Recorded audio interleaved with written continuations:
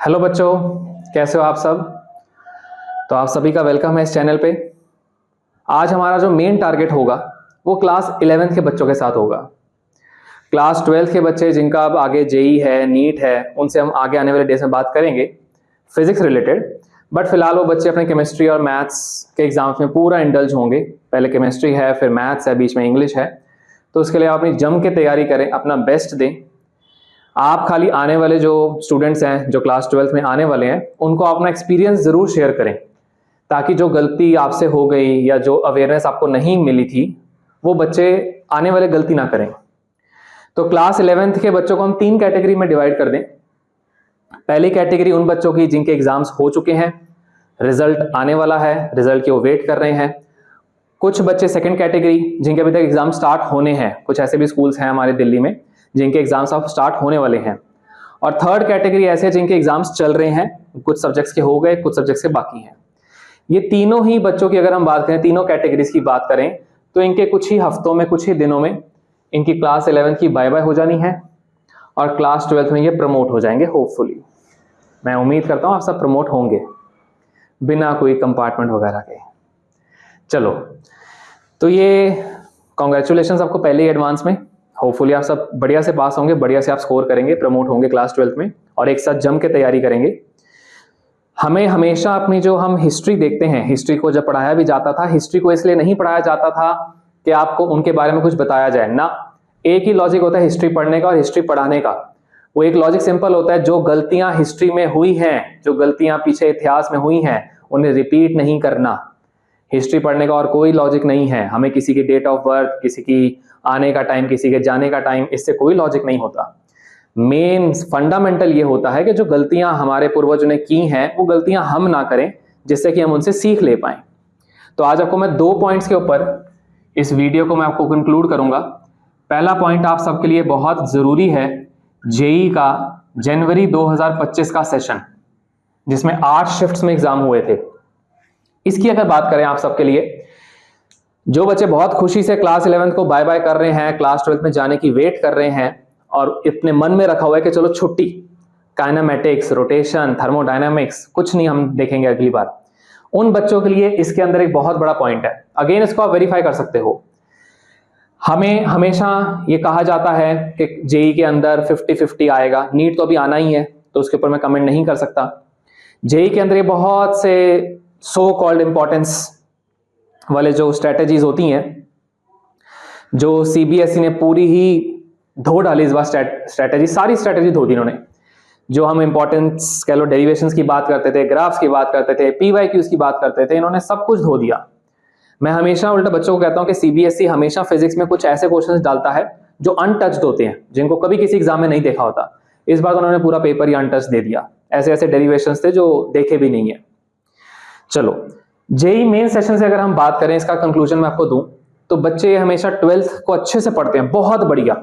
इस साल बहुत से ऐसे बच्चों थे जिनकी 11th वीक रह गई थी, 12th में उन्होंने इतनी जम के मेहनत की कि पूरा अपसाइड डाउन था उनका इमेज। 11th के अंदर वो मीडियोकर थे, 12th के वो टॉपर थे। इस तरह के बच्चे अब जेई के अंदर जब बैठने गए, पूरा था कि आज कुछ बढ़िया करके आएंगे, क्योंकि जेई का स्कोर अगर 60-70% भी होता है तो अच्छी परसेंटाइल बन जाती है। किसी और वीडियो में उसकी डिटेल में बात करेंगे। अगर आपको जेई के ऊपर पूरा समझना हो कि इसका क्या स्ट्रेटेजीज होती हैं, स्ट्रेटेजीज किस तरह से सिलेक्शंस होते हैं, तो आप कमेंट कर सकते हैं, आपको इसके ऊपर पूरी अलग से वीडियो बनाएंगे। बट फिलहाल अपने कंटेंट पे रहें। तो बच्चों को 12th के ऊपर था कि हम खाली 12th करके जाएंगे, 12th को बहुत स्ट्रांग, मैं पहले कह रहा हूं बहुत बढ़िया बच्चों की बातें कर रहा हूं जिन्होंने 12th पूरी अच्छे से कर ली थी, केमिस्ट्री, फिजिक्स, मैथ्स, उसमें से कोई 2 सब्जेक्ट होंगे बहुत ही स्ट्रांग थे। तो क्लास 12th के अंदर देखा गया किसी सेट के अंदर हार्डली आपके पास 11 क्वेश्चंस थे, किसी सेट के अंदर 12 क्वेश्चंस थे, किसी सेट के अंदर ऐसा भी सेट था जिसके अंदर 7 से 8 क्वेश्चन थे। 3-4 ऐसे क्वेश्चन थे जो 12th के बहुत ही, जिनको छोड़ने में ही बेटरमेंट थी, क्योंकि टाइम बच्चों का बहुत ज्यादा कंज्यूम हो रहा था, उनको एग्जैक्ट चीज नहीं आती थी।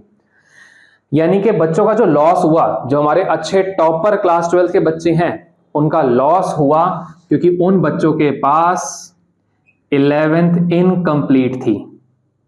बिल्कुल सही सुना आपने, 12th का टॉपर बच्चा इस बार जेई का मेन सेशन में 99 परसेंटाइल लाने वाला बच्चा नहीं ला पाया, 93-94 पे वो रुक गया। बहुत कम नहीं आए पर 93 94 पे रुक गया इस गलती की वजह से। तो अभी भी हमारे पास टाइम है, क्लास 12 की शुरुआत होने में आपके पास अभी भी 20-25 दिन है। तो ये पॉइंट को याद रखना। मैं अपनी लॉयल्टी के साथ चलना चाहता हूं। मेरे को नहीं पता कि आप में से कितने बच्चे इस बात को सीरियस लेंगे, लेकिन मैं चाहता हूं कि मैं अपनी मन की गवाही आपके सामने रखूं कि मैंने श्योरली आपको बताया कि ये चीज दिक्कत आएगी। जो क्लास 11th की बातों को हम उतना सीरियस नहीं लेते, मैं क्लास 11th के फंडामेंटल्स पे इतना जोर देता हूं, पढ़ाते हुए भी, बच्चों की रिवीजन टाइम पे भी। पूरी एनसीईआरटी पार्ट 1 पार्ट 2 के अंदर एक ऐसा टॉपिक नहीं है जो 12th और बाकी कंपटीशन में डील ना करे। अक्सर मैंने बच्चों को सुनते हुए देखा है कि क्लास 11th का ये पार्ट 12th में काम नहीं आएगा। डायरेक्टली काम ना आए, इनडायरेक्ट हर किसी का रिलेशन है। छोटा सा एग्जांपल, क्लास 11th के बच्चे ये देख रहे हैं, काइनेटिक थ्योरी ऑफ गैसेस की बात करें, हार्डली 3 मार्क का किसी स्कूल में आता है, कुछ स्कूल तो हटा भी देते हैं। काइनेटिक थ्योरी के अंदर एक फॉर्मूला है जिसके अंदर बोल्ट्जमैन कांस्टेंट की बात करते हैं, मैं बहुत डेप्थ में नहीं जाऊंगा। काइनेटिक एनर्जी जब उससे हम निकालते हैं ना, क्लास 12th के डुअल नेचर के अंदर डायरेक्ट वो फॉर्मूला इस्तेमाल होता है। और हर साल की वही सेम कहानी, हो सकता है अगले साल भी मैं यही चीज वापस रिपीट करूंगा। क्लास 12th के बच्चों को जब मैं बताता हूं कि ये इससे सॉल्व होगा, कह रहे सर ये फॉर्मूला कहां से आया, पूरे ब्लैंक।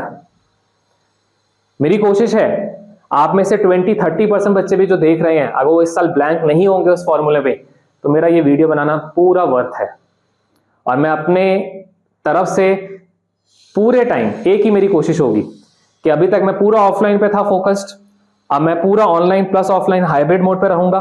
मेरी कोशिश है कि मेरे किसी बात में भी कोई ऐसी बात किसी को नुकसान ना करे जिसके अंदर थोड़ा % भी इनकम्प्लीट नॉलेज हो। जिस चीज की श्योरिटी होगी, कंप्लीट होगा, उसी को मैं डिलीवर करूंगा। तो यहां पे मैं डिलीवर उसी चीज को कर रहा हूं कि अभी भी टाइम है, क्लास 11th की बातों को याद रखें, इसके बिना नहीं करना कुछ और। नीट तो बिल्कुल ही भूल जाओ, जेई मेंस भी नहीं निकलेगा तो एवरेज बेसिस पे निकलेगा, जैसे हम बढ़िया एडमिशन के सपने जो देख रहे हैं वो नहीं हो पाते। दूसरी खास बात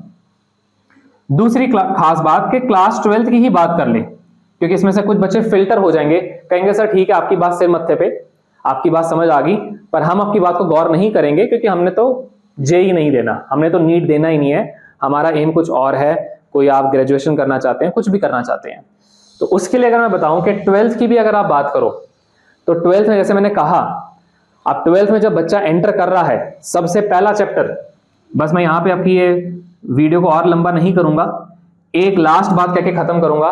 क्लास 12th का सबसे पहला चैप्टर का इलेक्ट्रोस्टैटिक जो पार्ट है ना, आप में से जिस बच्चे का, बहुत बड़ी बात दे रहा हूं ये आपको, ये यूज कर लो, जो बच्चा आप में से वेक्टर्स प्लस ग्रेविटेशन इसको बढ़िया से करके आएगा ना, 12th में एंटर होगा, इलेक्ट्रोस्टैट्स उसके लिए खाली फॉर्मेलिटी होगी करनी, आधा इलेक्ट्रोस्टैट्स आपका खत्म है।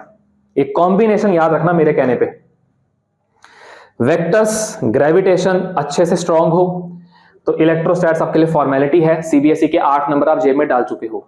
मैं अगेन कोई पर्टिकुलर पार्ट पे इशारा नहीं कर रहा, पूरे कंटेंट पे इशारा कर रहा हूं। मेरी आज की इस वीडियो का एक ही मोटिव था कि अपनी गलतियों को जो हमारे सीनियर्स ने की है, उनकी गलतियों से हम सीखें, किसी भी सो कॉल्ड टीचर्स की बातों में ना आए, जो को एक पार्ट पे रखें कि इतना कर लो इससे हो जाएगा। शॉर्टकट हमेशा, जब रास्ता आगे, जीपीएस भी कोई शॉर्टकट दिखाता है ना, नोट किया होगा कभी, तो आप इस बात को याद रखना। मैंने एक एग्जांपल दिया है कि इलेक्ट्रो को अगर बढ़िया करना है तो उसके लिए वेक्टर्स और ग्रेविटेशन की जरूरत है। क्लास 12th की हमारे बैचेस बहुत जल्दी अनाउंस हो जाएंगे। आप में से जो बच्चे जहां भी आप पढ़ना चाहते हैं, बिल्कुल आप वहां पे पढ़ें, कोई दिक्कत नहीं है। जो हमारे साथ जुड़ना चाहते हैं, जो मेरे साथ पढ़ना चाहते हैं, वो बच्चों के लिए कुछ खास अनाउंसमेंट्स होंगी आने वाले टाइम में। क्लास 12th के अंदर प्रैक्टिकल्स को कैसे डील करना है, प्रैक्टिकल्स करने कैसे हैं, पर्टिकुलर इस साल बहुत कुछ नया है। जेई सेशंस के अंदर, नीट सेशंस के अंदर, जेई एडवांस के अंदर, क्लास 12th की फिजिक्स के अंदर, सबके अंदर बहुत कुछ होगा। पूरे धमाल से पढ़ाई होगी, इस तरह से पढ़ाई होगी कि पढ़ के लगेगा कि हमें किसी इंपॉर्टेंस की जरूरत नहीं है। सब कुछ आपके यहाँ पे फिट होगा, आपकी हार्ड डिस्क में पूरा स्टोर हो चुका है। जिस मर्जी एग्जाम में जाके बैठो, आपको फिजिक्स पढ़ाई जाएगी, कोई पर्टिकुलर एग्जाम नहीं पढ़ाया जाएगा। और जिस दिन फिजिक्स आ गई ना, उस दिन कोई भी एग्जाम दुनिया का आप क्रैक कर लोगे। क्योंकि ये आपको रीजनिंग देता है, अंडरस्टैंडिंग देता है, लॉजिकल एबिलिटी देता है। तो इस बात को याद रखना। एक एग्जाम्पल से मैं एंड कर रहा हूं, ऐसे बहुत सारे एग्जाम्पल्स हैं, पर आपका टाइम प्रेशियस है, आपके भी एग्जाम्स हैं कुछ बच्चों के, तो इस बात को याद रखना। क्लास 11 स्ट्रॉन्ग करनी है। कुछ ब्रिज वीडियोस में डालूंगा। ब्रिज का मतलब है आप 11th में हो लेकिन अभी आप 12th में जा रहे हो, जाने का रास्ता थोड़ा सा लंबा है, वो लंबे को हम शॉर्टकट तो नहीं देंगे लेकिन एक सीमेंटेड ब्रिज दे देंगे कि इतना तो कम से कम आना चाहिए। मेरे आने वाले डेज में मैं वेक्टर्स के ऊपर कुछ बातें करूंगा आपके साथ। जो बच्चों को कुछ भी नहीं आता वो इतना वेक्टर्स कम से कम करें। कुछ बातें हम ग्रेविटेशन की करेंगे ताकि हमारा जब इलेक्ट्रो हम शुरू करें तो अपनी बात पे हम रहें लॉयल्टी के साथ। वो लॉयल्टी के साथ रखे जब इलेक्ट्रो शुरू करेंगे आप खुद कहोगे ये उस वाली वीडियो से लिंक कर रहा है, उस वाली वीडियो से लिंक कर रहा है, हमें ऑलरेडी पता है। ठीक है जी, तो ये वीडियो यहीं तक है। मेरी आप सबसे यही रिक्वेस्ट है, सजेशन है कि पूरा तैयार हो जाओ क्लास 12th के लिए। जैसे ही बाय बाय क्लास 11th करके 12th में आओगे, 11th को बाय बाय कर रहे हैं, 11th के लॉजिक्स को बाय बाय नहीं कर रहे, वो साथ में लेके ट्रेवल करना है। ठीक है जी, इस बात का प्रॉमिस आप मुझे देंगे और जम के तैयारी करेंगे। बढ़िया से 12th का रिजल्ट, बढ़िया से कंपटीशन, पूरा फिजिक्स मैटर डन।